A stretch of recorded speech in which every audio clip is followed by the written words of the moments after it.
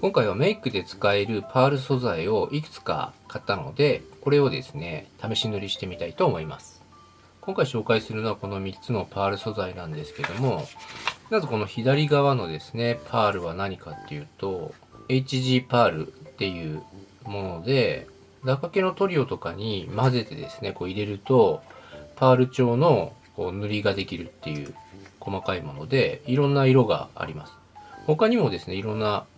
青とか緑とかもあるみたいなんですけど、メイクで使うのはこのぐらいであれば十分かなっていうのと、造形村さんにもシャインパールっていうものがあるんですけども、今回欲張って5色セットを買ってみました。2つ目はパールメディウムですね。これいつも使ってるものなんですけども、絵の具に混ぜてあげると、ちょっとラメラメな効果が出る。ただ、あまり粒がですね、細かくないので、こういうパールの粉より粗いって感じですね。もう一つはジェルネイルとかで使われるラメグリッターっていうラメの素材ですね。これはもっと目が粗いので、メイクにちょっと使えるかなっていうところなんですけど、まあすごい細かい中くらい粗いですね。これをこのヘッドキャップに塗って違いっていうのをちょっと見てみたいなと思いました。まず最初は白のパールと青の絵の具で試してみようと思います。ちょっと試したところ、パールのこの粉はですね、絵の具1に対して0.5とか、そのぐらい、結構入れても大丈夫ですね。これを付属の薄め液で、そうですね、1対2ぐらいで薄めてみます。多分ですね、このパールっていうのは、使ってる方はもう使ってらっしゃると思いますし、パールの入ったこう絵の具とかっていうのはあるので、そういったのでやられてる方もいるかなと思うんですけど、私はまだですね、メイクでこのパールを使ったことがないので、ちょっと楽しみなんですけど、わかりやすいように少し広範囲に塗ってみます。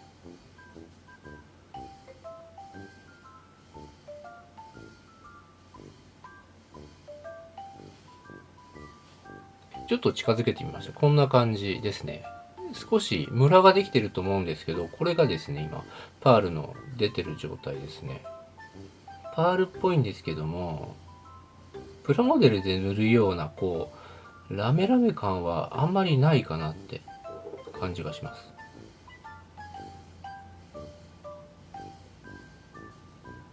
うん。アイラインとかですね、こういう、ちょっとラメを使ったアイラインとかもいいと思うんですけど、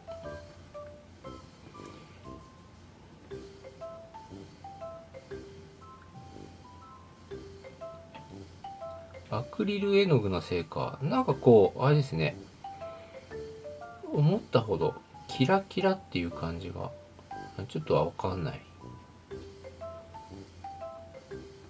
気がします。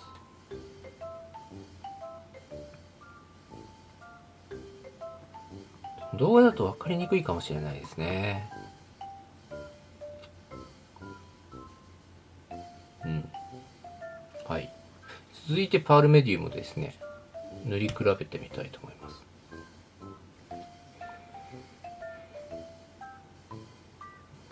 パールメディウムは先ほどの粉のものに比べると、この粒々がですね、粗いので、その粒々が光ってるのがより分かりやすいですね。この間ネイルを塗った時も、意外と効果薄いかなと思ったんですけども、結構キラキラ感が出てて、良かったかなと思います。絵の具の濃度が違うので、色味が少し違うんですけど、同じぐらいの色になるようにちょっと塗り重ねてみますね。結構キラキラしてますね。あ、ずれてるずれてる。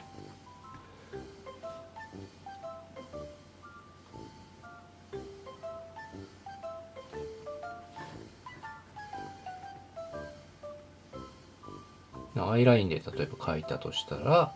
こんな感じで。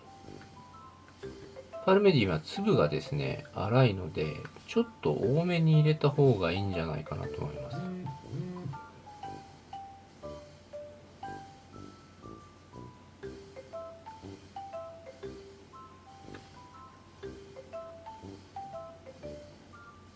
直接見るとこっちのパールメディウムの方がやっぱりキラキラしてる感じがしますね。はい。続いてネイルで使うラメグリッターを混ぜてみます。あんまりこれをですね、絵の具に直接混ぜるっていうのはないと思うんですけど、せっかくなので。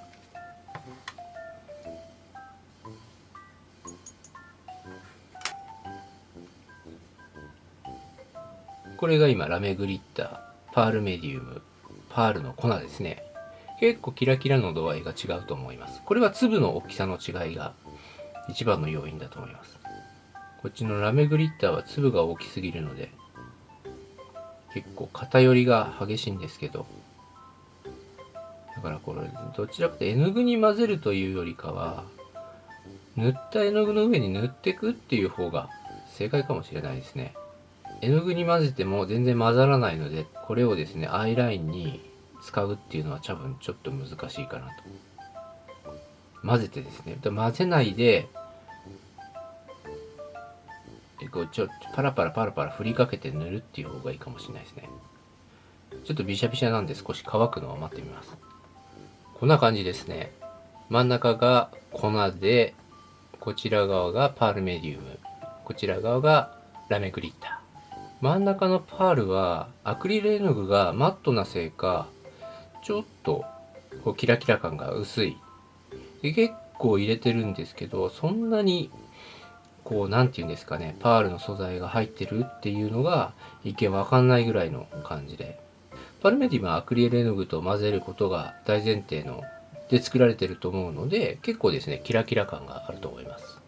でラメグリッターの方はもう粒が入ってるんで直接的なキラキラさが出てるんですけども、絵の具に混ぜるとですねあんまり綺麗にならないので、これは多分、絵の具塗った後に別で塗ってあげた方がいいんじゃないかと思いますね。次はパステルとパールの粉を混ぜたり重ねたりして比べてみたいと思います。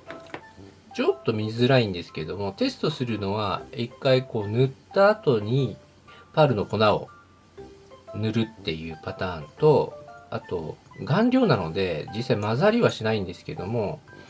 こちらのですねパステルとパールを混ぜて見たものをこう直接塗るっていうのを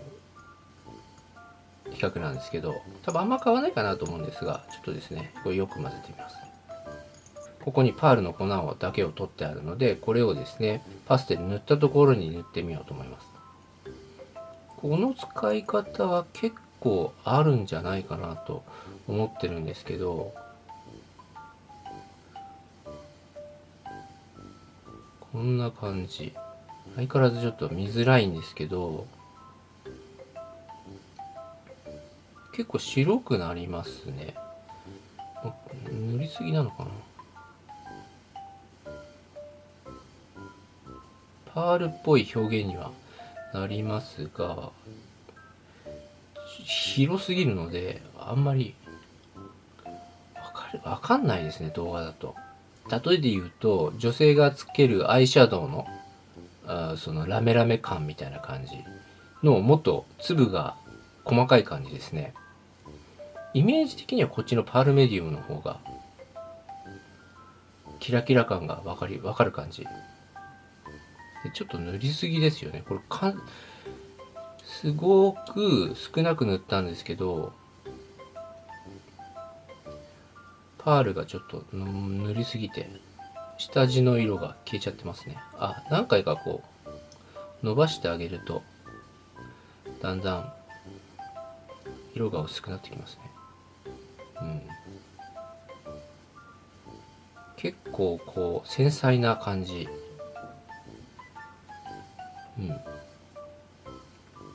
全体的にパールがかっちゃいました。これだと分かりにくいからこの半分をちょっと塗り直してみたんですけど、あまり分かんないですね。こちらが普通のパステル、こちらがパールを上からかぶせた感じで、ちょっと混ぜたやつも塗ってみましょうか。同じ感じですね。アイシャドウの結構光ってる感じ。パールでこう薄くなるというか白くなるので、もっと濃い色を使った方が分かりやすいんですかね。でも結構綺麗ですね。ピカピカしてます。混ぜる分量にもよると思うんですけど、1対1で混ぜちゃったんで、だいぶ白くなっちゃってるんですけど、もう少し少なくするといいのかもしれないです。ちょっとですね、ちょっと待ってください。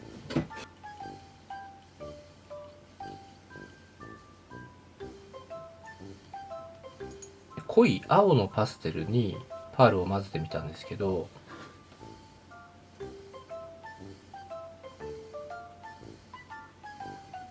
やっぱパールを入れると結構白くなりますね。